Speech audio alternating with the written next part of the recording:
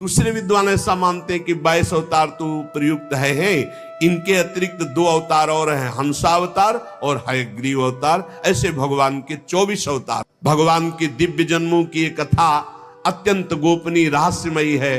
जो मनुष्य एकाग्र चित्त से नियम पूर्वक प्रातः काल या सायं काल इस कथा को सुनेगा, वो समस्त दुखों और पापों से छूट जाएगा।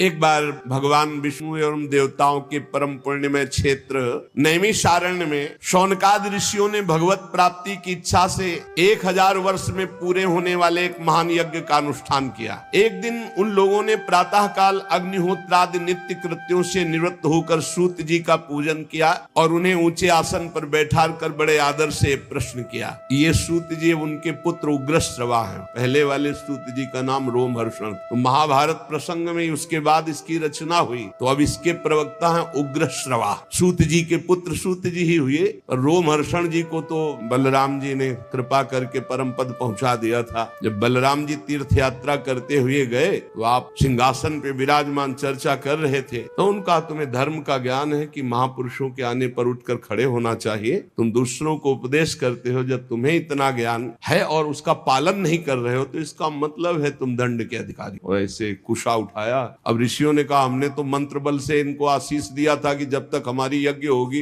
तब तक ये पधारेंगे नहीं, आपने तो आपका तो हो गया, कौजिला दें। तो कहा आपका भी संकल्प व्यर्थ नहीं होना चाहिए और हमारा भी संकल्प। तो उनका पिता ही पुत्र रूप में अवतरित होता है। चलो, तो बिना पढ़े सब कुछ उग्रश्रवा जी के हृदय में, जो सूत जी के हृदय में था, वो सब जागृत हो गया। तो ऋषियों ने नित्य अपना प्रातःकालीन कर्म करके सूत जी का पूजन करके ऊंचे आसन पर बैठा कर प्रश्न किया। ऋषियों ने कहा सूत जी आप निष्पाप हैं, आपको समस्त इतिहास पुराण धर्म शास्त्र सिद्धांत सब का ज्ञान है। वेद वेत्ताओं में श्रेष्ठ भगवान बादरायण ने, श्री कृष्ण द्वैपायन व्यास देव जी ने, भगवान के सगुण निर्गुण रूप को जानने वाले दूसरे मुनियों ने जो कुछ जाना है वो सब आपको ज्ञान है। आपको सब ज्ञान, जितना ऋषि मुनियों को सबको ज्ञान, जो रचना सब कुछ आपको ज्ञान है। और आप बड़े सरल हृदय के हैं, शुद्ध हैं। इसी से अनुग्रह रूप आपके अंदर ये ज्ञान आया है, कृपा। गुरुजन अपने प्रेमी शिष्य को अपने हृदय की गुप्त से गुप्त बात बता दिया करते हैं। आयुष्मान, आप कृपा करके बतलाइए कि सब शास्त्रों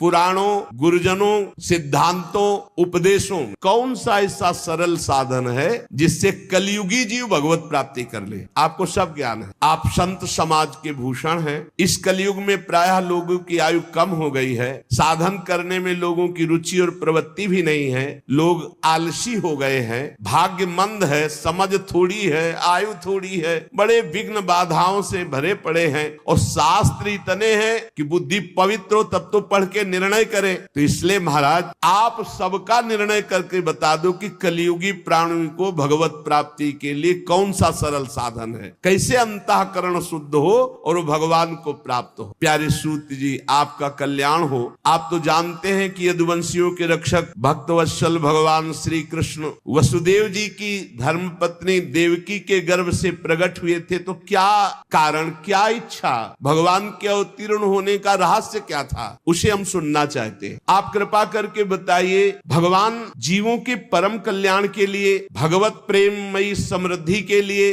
अवतार धारण करते हैं। ये जीव जन्म मृत्यु के घोर चक्र में पड़ा हुआ है। इस स्थिति में इसका कभी मंगल नहीं हो सकता यदि भगवान नाम उच्चारण नहीं करेगा। पक्का समझ लो।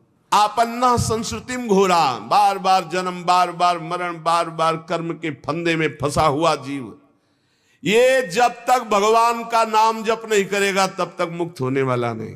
बस नोट कर लो दिमाग में बात। गंगा पापम शशि तापम दैन्यम कल्प तरुष तथा पापम तापम तथा दैन्यम हरति साधु समागमा। भगवान का कलिमलहारी पवित्र यश भला कौन ऐसा आत्मशुद्धि वाला इच्छा वाला होगा जो श्रवण न करे। वो लीला से अवतार धारण करते हैं। बड़े बड़े महात्मा जन उनके लीला चरित्रों का गायन श्रवण करते हैं। हम बड़े श्रद्धालु हैं और आपके श्रीमुख से सुनना चाहते हैं। बुद्धिमान सूत जी, सर्वसमर्थ प्रभु अपनी योग माया से स्वच्छंद लीला करते हैं। अब हम श्री हरि के मंगलमयी अवतार कथाओं का श्रवण करना चाहते हैं। पुण्य कीर्ति भगवान श्री हरि की लीला सुनने से हमें कभी तृप्ति नहीं हो सकती। क्योंकि पद पद पर ऐसा आनंद आता है भगवत चरित्र सुनने में, नया नया रस का अनुभव होता है कि कभी तृप्ति ही नहीं होती।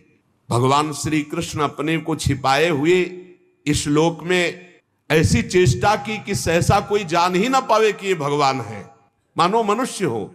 परंतु कितना भी हो, ऐसी लीलाएं तो हुई हैं बलराम जी के साथ प्रभु श्री कृष्ण की, जो केवल भगवान कर सकते हैं, दूसरा नहीं कर सकता।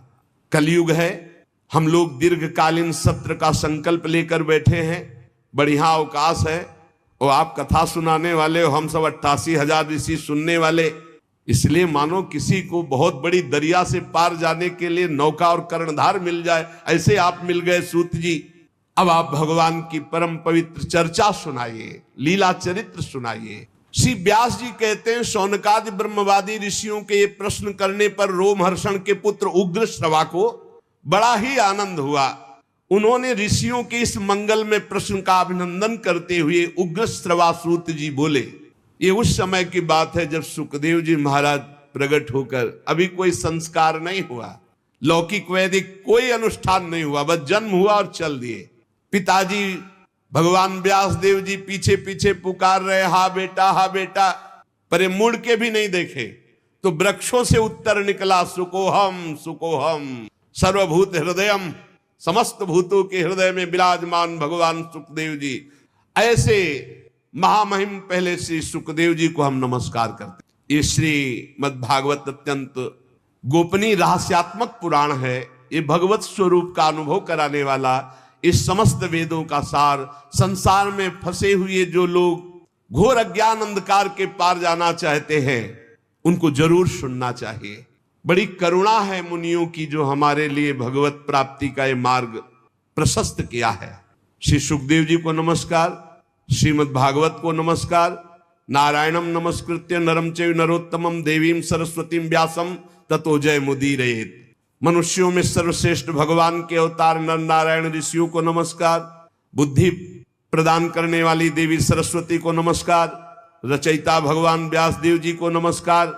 अपने अंतःकरण पर विजय प्राप्त करके भगवत प्रेम प्राप्ति के लिए हम इस महापुराण की चर्चा करते हैं। ऋषियों, आपने संपूर्ण विश्व के कल्याण के लिए बड़ा सुंदर प्रश्न किया है, क्योंकि ये प्रश्न श्री कृष्ण के संबंध में है, और इससे भली भांति अंतःकरण शुद्ध हो जाएगा और भगवत प्राप्ति हो जाएगी। मनुष्यों के लिए सर्वश्रेष्ठ धर्म वही है जिससे भगवान श्री कृष्ण की भक्ति प्राप्त हो जाए। भक्ति भी ऐसी जिसमें किसी प्रकार की कामना न हो। ये समस्त धर्मों के दान पुण्य तीर्थ अवगाहन सब साधनों का फल है कि भगवान श्री कृष्ण श्री हरि में भक्ति हो जाए। तभी संशय नहीं होगा जब ये बात आप सुन करके स्वीकार करेंगे। उन्होंने जब शब्द स्पर्श रूप रसगंध के मूल पंचभूत, तो उनमें जल भी है, अब वो जल में शयन करने लगे, योग निद्रा का विस्तार कर लिया। कुछ समय बाद उनकी नाभि से वही इच्छा जो मैं बहुत रूपों में हूं, वो एक कमल बनकर के प्रकट हुई। पहले 5 कर्मेंद्रियां, 5 ज्ञानेंद्रियां, अंतःकरण चतुष्टय, 5 महाभूत और 5 तन मात्राएं। अब जल में शयन किया और कुछ समय बाद उनकी नाभि से कमल प्रकट हुआ, और उस कमल में जो प्रकट हुए प्रजापतियों के अधिपति भगवान ब्रह्मा जी प्रकट हुए। चारों तरफ देखा 4 मुख, और उन्होंने दिव्य दृष्टि से ब्रह्मा जी के पास जो थी देखना शुरू किया कि मैं कौन, कहां, कैसे कैसे आ गया, मैं कौन हूं। भगवान से बड़ी प्रार्थना की, अव्यक्त परमात्मा से। भगवान के उस विराट रूप अंग प्रत्यंग में ही समस्त लोकों की कल्पना हुई। समस्त लोग भगवान में ही विराजमान है, सब में भगवान विराजमान है और सब भगवान में विराजमान है। ये ज्ञान जिसको हो जाता है वो भगवत प्राप्त हो जाता है। यो माम पश्यति सर्वत्र सर्वम च मयि पश्यति तस्याहं न प्रणश्यामि सच में न प्रणश्यति। योगी लोग दिव्य दृष्टि से भगवान के उस स्वरूप का दर्शन करते हैं। वो भगवान का जो स्वरूप है, हजारों पैर, हजारों जांघें, हजारों भुजाएं, हजारों मुखों वाला विराट रूप भगवान का। शास्त्र शीर्षा पुरुषाहा सहस्राक्षः सहस्रपाद, जो भगवान का स्वरूप है। हजारों पैर वाला, हजारों जांघों वाला, हजारों भुजाओं वाला, हजारों मुखों वाला, हजारों सिर, हजारों कान, हजारों आंखें, हजारों नासिका, हजारों मुकुट, वस्त्र, कुंडल, आभूषण, सब यही भगवान का विराट रूप है। इसी से अनेक अवतारों का प्रादुर्भाव होता है। ये छोटे छोटे अंश से देवता, पशु, पक्षी, मनुष्य आदि योनियों की सृष्टि, ये सब इसी से विराट पुरुष से हुई है। तो सबसे पहले कौमार सर्ग में सनक, सनंदन, सनातन, सनत कुमार, सबसे पहले कमल, कमल से ब्रह्मा, और फिर ब्रह्मा जी ने जो पहली सृष्टि की तो सबसे पहले इस सृष्टि में प्रकट हुए सनक, सनंदन, सनातन, सनत कुमार। ये चारों ब्रह्म ऋषि जब अवतार लिए तो सृष्टि रचना से बिल्कुल अलग नियम प्रकट होते हुए अखंड ब्रह्मचर्य, अखंड ब्रह्मचर्य, निरंतर हरिस्तरणम हरिस्तरणम हरिस्तरणम, उदासीन जगत से। दूसरी बार इस संसार कल्याण के लिए समस्त यज्ञों के स्वामी उन भगवान ने जो रसातल में पृथ्वी विराजमान थी उसको लाने के लिए वाराह अवतार धारण किया। ऋषियों की सृष्टि में देवर्षि नारद के रूप में तीसरा अवतार धारण किया। शाश्वत तंत्र का, जिन्हें नारद पंचरात्र कहते हैं, उपदेश किया। उसमें कर्मों के द्वारा किस प्रकार कर्म बंधन से मुक्ति मिलती इसका वर्णन है। फिर धर्म पत्नी मूर्ति के गर्भ से नर नारायण के रूप में भगवान ने चौथा अवतार लिया। इस अवतार में उन्होंने ऋषि बनकर मन और इंद्रियों का सर्वथा संयम करके, जो तपस्या करना बड़ा कठिन है, उस तप को किया। पांचवें अवतार में भगवान ने सिद्धों के स्वामी कपिल के रूप में अवतार लिया। तत्वों का निर्णय करने वाले सांख्य शास्त्र का, जो समय के फेर से लुप्त हो गया था, आशुरी नामक ब्राह्मण को उपदेश किया। ये भगवान अपने स्वरूप को सृष्टि में कितने रूपों में प्रकाशित किए, ये वर्णन। सबसे पहले भगवान 5 ज्ञानेन्द्रिय, 5 कर्मेंद्रिय, अंतःकरण, चतुष्टय, पंच महाभूत और पंच तन्मात्रा। फिर भगवान नाभि कमल, ब्रह्मा जी, फिर सनक, सनंदन, सनातन, सनत कुमार, फिर भगवान वाराह रूप, फिर देवर्षि नारद रूप, फिर नर नारायण रूप, फिर कपिल रूप। अनुसुईया के वर मांगने पर छठे अवतार में अत्रि की संतान दत्तात्रेय के रूप में भगवान प्रकट हुए। इस अवतार में उन्होंने अलर्क और प्रहलाद आदि को ब्रह्म ज्ञान का उपदेश किया। 7वीं में रुचि प्रजापति की आकुति नामक पत्नी से यज्ञ के रूप में भगवान ने अवतार ग्रहण किया और अपने पुत्र याम आदि देवताओं के साथ स्वयंभू मनवंतर की रक्षा की। राजा नाभ की पत्नी मेरु देवी के गर्भ से ऋषभ भगवान के रूप में अवतार हुआ, जिनके पुत्र भरत जी, जो जड़ भरत जी कहलाए गए। ये 8वां अवतार भगवान का ऋषभ देव के रूप में। इस रूप में परमहंसों का वह मार्ग जो सभी आश्रमियों के लिए वंदनीय है, स्वयं ऋषभ रूप धारण करके दिखाया। करके ऋषियों की प्रार्थना से 9वीं बार वे राजा पृथु के रूप में अवतीर्ण हुए। शौनकादि ऋषियों, इस अवतार में उन्होंने पृथ्वी से समस्त औषधियों का दोहन किया। ये अवतार सबके लिए बड़ा कल्याणकारी हुआ। चाक्षुष मनवंतर के अंत में जब सारी त्रिलोकी समुद्र में डूब रही थी, तब भगवान ने मत्स्यावतार धारण किया, जो 10वां अवतार है। पृथ्वी रूपी नौका पर बैठाकर अगले मनवंतर के अधिपति वैवस्वत मनु की रक्षा की। फिर भगवान ने जिस समय देवता और दैत्य समुद्र मंथन कर रहे थे, उस समय 11वां अवतार धारण किया, कच्छप रूप, जो मंदराचल को अपनी पीठ पे धारण किया। फिर उसी समुद्र मंथन में 12वीं बार धनवंतरी के रूप में अमृत कलश लेकर समुद्र से प्रकट हुए। फिर वही उसी समय 13वीं बार मोहिनी रूप धारण करके दैत्यों को मोहित करके देवताओं को अमृत पान कराया। फिर भगवान ने जो 14वीं बार अवतार लिया, वो बड़ा ही भयंकर रूप था, नरसिंहावतार। अत्यंत बलवान दैत्यराज हिरण्यकश्यप की छाती अपने नखों से फाड़ डाली, जैसे चटाई फाड़ डाली। प्रहलाद जी को सताने के कारण बहुत आवेश में भगवान बड़ा भयंकर रूप, सब कांप रहे थे एक दहाड़ में, ऐसा नरसिंह रूप। 15वीं बार वामन का रूप धारण करके भगवान दैत्यराज बलि के यज्ञ में गए। अंदर से चाहते थे त्रिलोकी का राज्य, परंतु मांगी उन्होंने केवल 3 पग पृथ्वी। भगवान का 16वां अवतार हुआ परशुराम अवतार। जब देखा कि ये दुष्ट स्वभाव वाले राजा लोग धर्मद्रोही है, मनमानी आचरण कर रहे, तब क्रोधित होकर 21 बार इन धर्म विरोधी स्वभाव वालों का विनाश किया। 21 बार। इसके बाद 17वें अवतार में सत्यवती के गर्भ से पराशर जी के द्वारा वे श्री कृष्ण द्वैपायन भगवान व्यासदेव जी के रूप में अवतीर्ण हुए। उस समय लोगों की समझ और धारणा शक्ति कम देखकर आपने वेद रूप वृक्ष की कई शाखाएं बना दी। 18वीं बार देवताओं का कार्य संपन्न करने की इच्छा से राजा राम के रूप में भगवान ने अवतार धारण किया, जिसमें समुद्र पर सेतु बांधना, रावण वध, बड़ी मंगलमयी लीलाएं भगवान मर्यादा पुरुषोत्तम श्री रामचंद्र जी ने की। 19वें और 20वें अवतार में यदुवंश में बलराम और श्री कृष्ण के नाम से भगवान का अवतार हुआ। इसके बाद कलयुग आ जाने पर मगध देश बिहार में देवताओं के द्वेषी दैत्यों को मोहित करने के लिए अजन के पुत्र रूप में भगवान का बुद्धावतार उस समय कह रहे कि होगा तो हो गया है। इसके भी बहुत पीछे बाद जब बिल्कुल कलयुग का अंत होना होगा, जब सब लुटेरे हो जाएंगे, कोई किसी का रक्षक नहीं, सब मतवादी आचरण, तो विष्णु यश नामक ब्राह्मण के घर कल्कि के रूप में भगवान अवतीर्ण होंगे।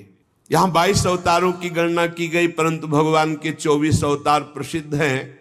कुछ विद्वान 24 की संख्या यूं पूर्ण करते हैं। रामकृष्ण के अतिरिक्त 20 अवतार तो उपयुक्त हैं ही, शेष 4 अवतार भगवान श्री कृष्ण के ही अंश हैं। स्वयं श्री कृष्ण तो पूर्ण परमेश्वर हैं, वे अवतार नहीं अवतारी हैं, अतः श्री कृष्ण को अवतारों की गणना में नहीं गिनते। उनके 4 अंश, एक तो केश का अवतार, दूसरा सुतपा तथा प्रश्नि पर कृपा करने वाला अवतार, तीसरा संकर्षण और चौथा परब्रह्म। इन चारों अवतारों से विशिष्ट 5वें साक्षात भगवान वासुदेव। दूसरे विद्वान ऐसा मानते हैं कि 22 अवतार तो प्रयुक्त है, इनके अतिरिक्त 2 अवतार और हैं, हंसावतार और हयग्रीव अवतार। ऐसे भगवान के 24 अवतार होते हैं। शौनकादि ऋषियों, जैसे अगाध सरोवर से हजारों छोटे छोटे धाराएं निकलती है, वैसे ही भगवान श्री हरि के असंख्य अवतार और होते हैं, जिनका वर्णन नहीं, असंख्य। वो अपने भक्त के लिए कभी कोई अवतार धारण कर सकते हैं। जैसे द्रौपदी के लिए चीर अवतार धारण किया, कहां लिखा है? द्रौपदी के लिए चीर अवतार तो 24 में थोड़ी है। बोले असंख्य अवतार, जब जरूरत पड़े भक्त के लिए तब वो तुरंत अवतार धारण करते हैं, अंतर ध्यान हो जाते हैं। जैसे अगाध सरोवर से छोटे छोटे बहुत सी धाराएं निकलती है, ऐसे भगवान श्री हरि के असंख्य अवतार हैं। ऋषि, मनु, देवता, प्रजापति, मनु पुत्र और जितने भी महान शक्तिशाली वे सब के सब भगवान के ही अंश हैं। ये सब अवतार तो भगवान के अंशावतार अथवा कलावतार है, परंतु भगवान श्री कृष्ण तो स्वयं भगवान अवतारी हैं, सबके अवतारी हैं। जब लोग दैत्यों के अत्याचार से व्याकुल हो उठते हैं, तब युग युग में अनेक रूप धारण करके भगवान उनकी रक्षा करते हैं। भगवान के दिव्य जन्मों की एक कथा अत्यंत गोपनीय रहस्यमयी है। जो मनुष्य एकाग्र चित्त से नियम पूर्वक प्रातः काल या सायंकाल इस कथा को सुनेगा, उस समस्त दुखों और पापों से छूट जाएगा। प्राकृत स्वरूप रहित चिन्मय भगवान का जो स्थूल जगदाकार रूप है, ये जगदाकार रूप भगवान ही है। ये उनकी माया के महतत्वादि गुणों से भगवान में ही कल्पित है। जैसे बादल वायु के आश्रय रहते हैं, धूसरपना धूल में होता है, परंतु अल्प बुद्धि मनुष्य बादलों को आकाश में और धूसरपने का वायु में आरोप करते हैं। ऐसे ही अविवेकी पुरुष सबके साक्षी आत्मा में स्थूल दृश्य रूप जगत का आरोप करते हैं। इस स्थूल रूप से परे भगवान का एक सूक्ष्म अव्यक्त रूप है, जो ना तो स्थूल की तरह आकार आदि गुणों वाला है और न देखने में आता है न सुनने में आता है। वो सूक्ष्म से सूक्ष्म है। आत्मा का आरोप या प्रवेश होने से वही जीव कहलाता है। बात समझिए अगर पकड़ पा रहे हो। इस आकार आदि से अलग भगवान का एक सूक्ष्माति सूक्ष्म रूप है, न देखने में आता है, न सुनने में आता है, न पकड़ में आता है। सूक्ष्म स्वरूप, उसी को आत्मा कहा गया है। और वही जब शरीराभिमान से युक्त हो जाता है तो उसी को जीव कहते हैं, और उसी शरीराभिमानी का बार बार जन्म मरण होता है। और है कौन? वही है। बस ये बात समझना है। भगवत स्वरूप होकर भगवत लीला में जाया जाता है। भगवान का एक सूक्ष्म अव्यक्त रूप है, जिसका आकार आदि नहीं है, न देखने में आता है न सुनने में आता है, वो बड़ा सूक्ष्म है। तो क्या कहते हैं उसको? बोले आत्मा। और जब वही आत्मा अपने स्वरूप को भूलकर देह भाव में आ जाती तो उसे कहते जीव, और इसी जीव का बार बार जन्म मरण होता है। ये लौटते चले जाओ तो पहुंचोगे वही प्रभु में ही। उपर्युक्त सूक्ष्म और ये स्थूल शरीर, वो सूक्ष्मात्म तत्व, स्थूल शरीर अज्ञान के कारण अपना मैं मान लेता है। ये शरीर को मैं मान लेना, सारा झंझट इसी में है। अब जिस अवस्था में गुरु प्रताप से आत्म स्वरूप का बोध हो जाए, शरीर से मैंपन हट जाए, उसी समय जीवन मुक्त ब्रह्म स्वरूप तत्वज्ञानी लोग इस रहस्य को जानते हैं। ये बुद्धि परमेश्वर की साक्षात माया है, बुद्धि तुम्हारी। ये जीव इसी बुद्धि में आसक्त होकर दुर्गति को प्राप्त हो रहा। जैसा निर्णय बुद्धि करती वैसे ही वो करता है, इसलिए बंधता चला जाता है। और जीव है कौन? बोले परमानंद में साक्षात परमात्मा। ये शास्त्र कह रहा है, शास्त्र। आप भूल से शरीर में आसक्त हो, इसलिए जीवात्मा। समय व्यतीत करो, जीवन की श्वासें खत्म हो और अपनी श्री जी के पास चलना। विश्वास पक्का रखना। विश्वास में डगमगाए तो साधन बल से नहीं है। हित दूर जो विश्वास है तब वही सुधरे बात, ना तर माया पंथ में फिरे जो टक्कर खार। निरंतर नाम जप करो और जितना बन सके उतना परोपकार करो, दूसरों का हित करो, बड़ा आनंद रहेगा। शेष चर्चा आगे। श्री राधा वल्लभ लाल की जय।